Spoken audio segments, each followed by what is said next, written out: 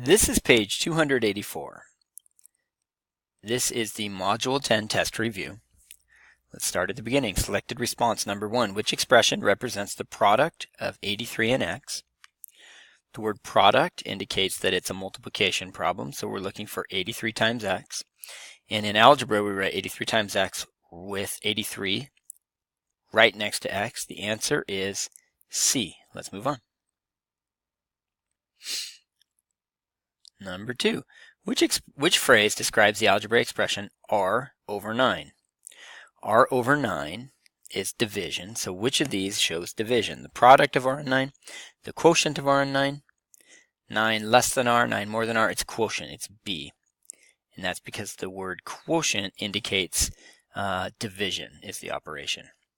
We were on number 3. Rhonda was organizing photos in a photo album. She took 60 photos and divided them evenly among P pages. Which algebraic expression represents the number of photos on each page? Would it be P minus 60, 60 minus P, P over 60, or 60 over P? If she took 60 photos and divided that into P pages, that means it's 60 divided by P. The answer is D, 60 over P. All right, let's check out number 4. Number 4 reads, using the algebraic expression 4n plus 6, what is the greatest whole number value of n that will give you a result less than 100? And there's really only one way to check this out, and that's by taking the choices 22, 23, 24, and 25 and plugging them in to the expression here and seeing what the value is. So we take our expression 4n plus 6, and what we're going to do here is we're going to take n out and we're going to replace it with our first choice 22. So this will be 4 right next to 22, add 6. And 4 right next to 22 means 4 times 22. That's 88. 4 times 2 is 8. 4 times 2 is 8. It's 88. 88 plus 6 is, well, 88 plus 6 is 94. Is that less than 100? It is. So should we choose A? Well, no, because the next one up, 23, 23 might give us a result that's less than 100 also. So what I'm actually going to do is I'm going to take 4 and I'm going to multiply it by 23. I'm just trying the next number up is all I'm doing. I'm going to multiply 4 by 23. 4 times 3 is 12. 4 times 2 is 8 plus 1 is 9. I get 92. And if I add 92 to 6, I get 98. That's less than 100. So A worked, but B worked, and that's actually less than 100. So B is even better. Now I just got to try C, 24. Make my eraser small and just erase the 24 here.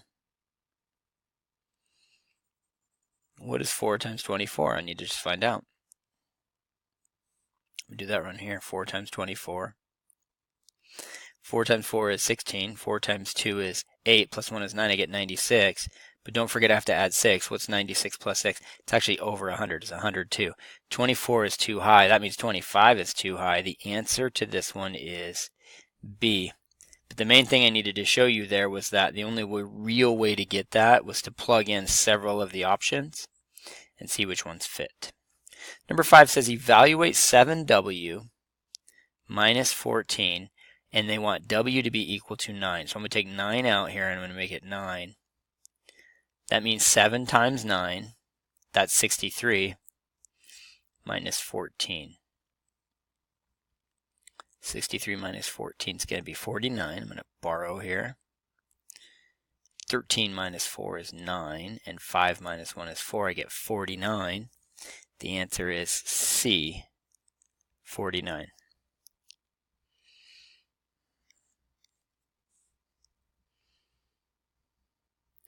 Okay, we've got 6, 7, and the mini task. Number 6 is a review. This is not so much from Module 10. This is more like from Module 8. It says Katie has read 32% of a book. If she has read 80 pages, how many more pages does Katie have left to read? I know 32% looks like this, and I like proportional reasoning. And it says she's read 80 pages. Let's think about where 80 would go. Would 80 be the part of the whole? She's read 80 pages, but she hasn't read the whole thing. That means she's read part of the book. That means 80 is the part, and I don't know the whole. Now, we'll pay attention later to the fact that this is the total. This is how much she's read. She has read 80. It says right here, if she has read 80 pages. So she's read 80, and the total will be the bottom term. We're going to make sense of that in just a few minutes. 32 doesn't go into 80, but watch how easy I can make these terms compatible. If I divide these by 2, what do I get? 32 divided by 2 is 16, and 100 divided by 2 is 50. And 16 is compatible with 80. All I have to do is multiply 16 by 5, and I get 80. And if you multiply one term by 5, you have to multiply the other term by 5. I get 250.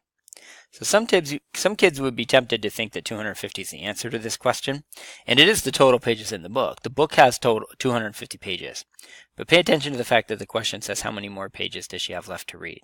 So we have one more step to do here. This is definitely a multi-step. If the total number of pages are 250, and if she has read 80, we have to subtract 80 from 250, and that'll tell us how many pages she has left to read. 0 minus 0 is 0. 15 minus 8 is 7, and 1 minus nothing is 1. The answer to this question is B, 170 pages left. I know that one was multi-step and maybe a bit tricky, but not too big a deal. All right, moving on. We're on number 7. The expression 12 parentheses x plus 4 represents the total number of CDs May bought in April and May at $12 each. Which property is applied to write the equivalent expression 12x plus 48? So what's happening here from when the expression looks like this to the expression looks like this? What we're doing actually, what you could notice is say, hey, this is 12x and this is 12 times x. Yeah, this is called the distributive property. The distributive property is when you take the number outside the parentheses and you multiply it by everything inside the parentheses. So 12 times x is 12x, and 12 times 4 is 48. And I should have written 12x, not 12, so I messed up there just for a second. So 12x plus 48, that's what this is right here, 12x plus 48. The name of that property is the distributive property. I want you to memorize that. The distributive property is the one where we take the number outside the parentheses and we multiply it by everything inside the parentheses. Mini task. This one is not quite as hard as it's going to seem. I'm going to help you. Number 8 reads, you can convert a temperature given in degrees Celsius to Fahrenheit temperature by using the expression 9x divided by 5 plus 32, where x is the Celsius. So that's important right here. If x is the Celsius, degrees Celsius, then we can figure this out. Now, here's why this is going to be kind of easy. Look at what all the problems do. Water freezes when the temperature is 0 degrees Celsius. Water boils at 100 degrees Celsius. The temperature of some water is 15 degrees Celsius. All we're going to do here is we're going to go ahead and take out all of the x out of the expression, and we're going to replace it with the number Celsius. So for the first one, we're going to replace x with 0. The second one, we're going to replace x with 100. And the third one, we're going to replace x with 15. That's all we do. It's really pretty simple. So I'm going to go ahead and, for the first one, water freezes when the temperature is 0 degrees Celsius. So I'm going to put in 0 degrees instead of x. And I'm going to do 9 times 0. I'm going to divide by 5, and I'm going to add 32. 9 times 0 is 0. 0 divided by 5 is 0. And 0 plus 32 is 32. The answer to the first one is 32. And that actually should make sense because it says right here, at what Fahrenheit temperature does water freeze? You know the answer to that. Water freezes at 32 degrees Fahrenheit.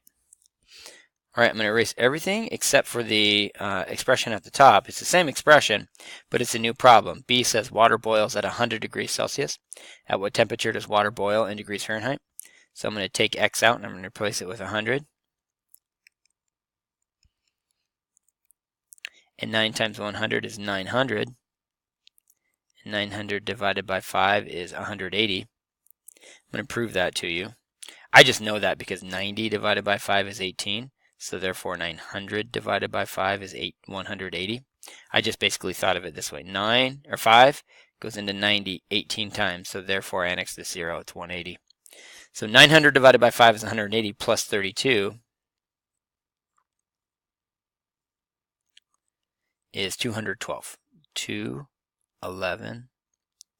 212 degrees Fahrenheit. And we could look that up on Google. If you Google searched boiling water boils at degrees Fahrenheit, it would be 212 degrees. The temperature of some water is 15 degrees Celsius. What is the Fahrenheit temperature? We're simply going to take 9. We're going to multiply it by 15 degrees Celsius. We're going to get that answer. We're going to divide by 5, and we're going to add 32. 9 times 15 is 135. Watch. 9 times 5 is 45. 9 times 1 is 9, plus 4 is 13. I get 135 divided by 5 plus 32. I'm going to do 135 right here divided by 5. 5 goes into 13 twice because 2 times 5 is 10. 5 goes into 35 7 times because 7 times 5 is 35. The answer to this right here is 27 plus 32. I can do that mentally. 2 plus 7 is 9. 3 plus 2 is 5. It's 59 degrees Fahrenheit. All right, excellent work. You are now done with page 284, and you are done with the Module 10 test review. Good job.